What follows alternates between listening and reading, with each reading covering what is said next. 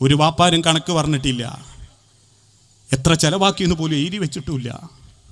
അളവില്ലാതെ സ്നേഹിച്ച ദുനിയാവിൽ ഒരൊറ്റ സൃഷ്ടിയുള്ളൂ വാപ്പയമ്മേ. ജനിക്കുന്നതിൻ്റെ മുൻപ് സ്നേഹിച്ചു തുടങ്ങിയവർ. നമ്മളൊക്കെ നമ്മളെ അല്ലാത്തവരൊക്കെ കണ്ടത് വാപ്പനെയും സ്നേഹിച്ചത് കണ്ടിട്ടല്ലേ? നമ്മളെ കാണുന്നതിൻ്റെ മുൻപേ അവർ സ്നേഹിച്ചിട്ടുണ്ട്.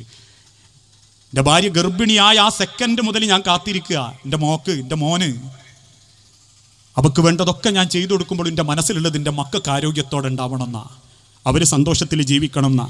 1 കിലോ ആപ്പിൾ വാങ്ങുമ്പോൾ പോലും ഗർഭിണിയായ ഭാര്യ കൊണ്ട കൊടുക്കുമ്പോൾ വാപ്പ പറയലെന്താ, നല്ലോണം തിന്നോ, കുഞ്ഞനൊക്കെ ഒന്ന് അങ്ങോട്ട് ഉഷാറാട്ടെ എന്ന്. അങ്ങനെ ഉണ്ടാക്കിയത് തന്നെയല്ലോ എല്ലാവരെയും. അത് തിരിച്ചറിയാൻ വലിയ ഡിഗ്രി ഒന്നും വേണ്ട, 10 A+ വാങ്ങണമെന്നൊന്നുമില്ല. നാട്ടിൽ വലിയ തറവാട്ടിലെ കുളൂസായ വാപ്പാൻ്റെ മക്കളായി ജനിക്കണമെന്നില്ല. അവൻ എൻ്റെ തലച്ചോറ് ഒരു 5 മിനിറ്റ് ഇരുന്ന് ചിന്തിച്ചു നോക്കിയാൽ മതി.